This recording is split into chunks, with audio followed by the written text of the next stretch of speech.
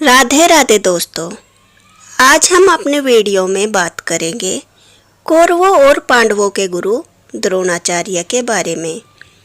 आप सब गुरु द्रोणाचार्य के बारे में जानते ही होंगे। वे कौरवों और पांडवों के गुरु थे।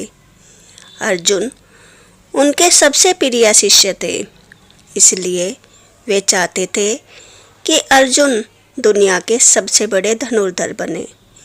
गुरु द्रोणाचार्य ने अपनी शिक्षा अपने पिता महर्षि भारद्वाज से प्राप्त करने के बाद वे भगवान परशुराम के शिष्य बन गए थे और भगवान परशुराम के सारे दिव्य अस्त्र शस्त्र प्राप्त कर लिए थे। इस तरह से उस समय इस पृथ्वी पर गुरु द्रोणाचार्य से बड़ा अस्त्र शस्त्र का ज्ञाता कोई नहीं था। कौरवों और पांडवों के बीच महाभारत के युद्ध में गुरु द्रोणाचार्य ने कौरवों का साथ दिया था।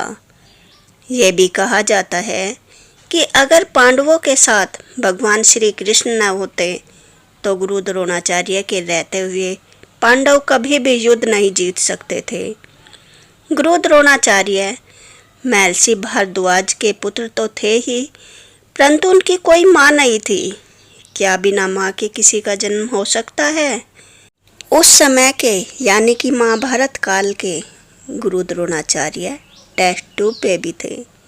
उनका जन्म कैसे हुआ, यह जानने के लिए सुनते हैं महाभारत की ये कहानी। गुरु द्रोणाचार्य के पिता महर्षि भारद्वाज एक समय कितने ही ऋषि मुनियों के साथ मिलकर गंगा द्वार नामक स्थान पर तपस्या कर रहे थे।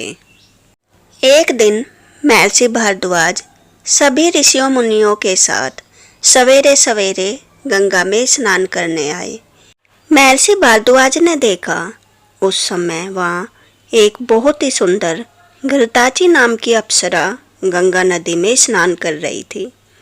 जैसा कि आप सब जानते ही हैं, अप्सराएं बहुत ही सुंदर होती है और अक्सर उन्हें पृथ्वी पर बड़े बड़े ऋषि मुनियों की तपस्या को भंग करने के लिए इंद्रदेव द्वारा भेजा जाता है, क्योंकि इंद्रदेव समझते थे कि कहीं ये बड़े बड़े ऋषि मुनि अपनी तपस्या से त्रिदेवों को प्रसन्न करके उनसे वरदान पाकर इतने शक्तिशाली न बन जाए कि इंद्र से उनका स्वर्ग का राज्य ही न छीन ले।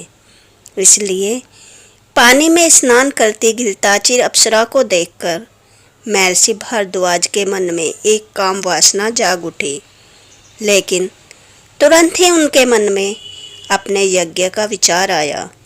लेकिन उनके मन में उत्पन्न हुए विकार के कारण महर्षि भारद्वाज का वीर्य स्खलित हो गया।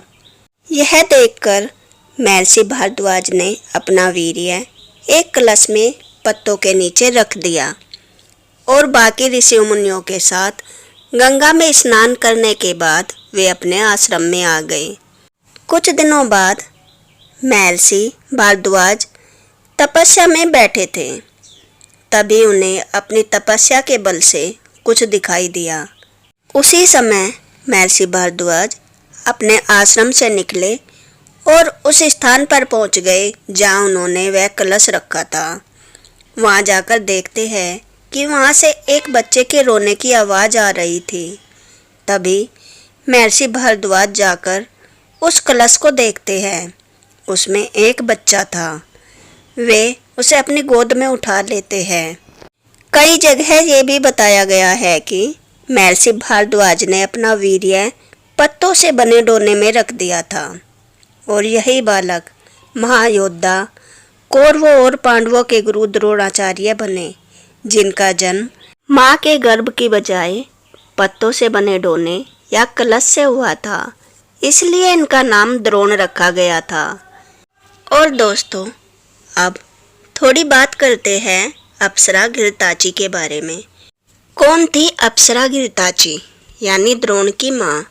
घृताची प्रसिद्ध अप्सरा थी जो कश्यप ऋषि और प्राधा की पुत्री थी। उनके जीवन में कई ख्याति लब्ध पुरुष आए, जिनके मिलन से उन्होंने कई पुत्र पुत्रियों को जन्म दिया।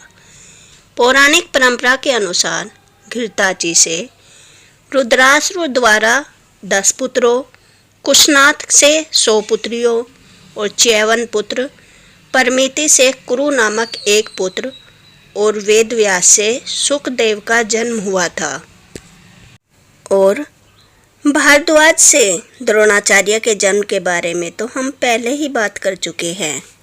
द्रोणाचार्य का विवाह कृपाचार्य की बहन कृपि से हुआ था, जिससे उन्हें अश्वत्थामा नाम का पुत्र पैदा हुआ, जिसके बारे में कहा जाता है कि वह आज भी जिंदा है।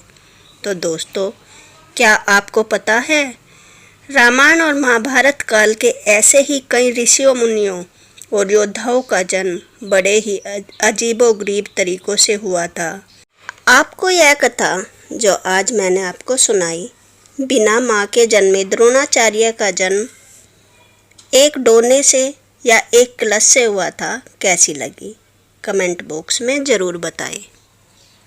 और ऐसे ही कुछ सुने अनसुने धार्मिक रहस्य जानने के लिए मेरे चैनल को लाइक एंड सब्सक्राइब करें। Thanks for watching. Radhe Radhe.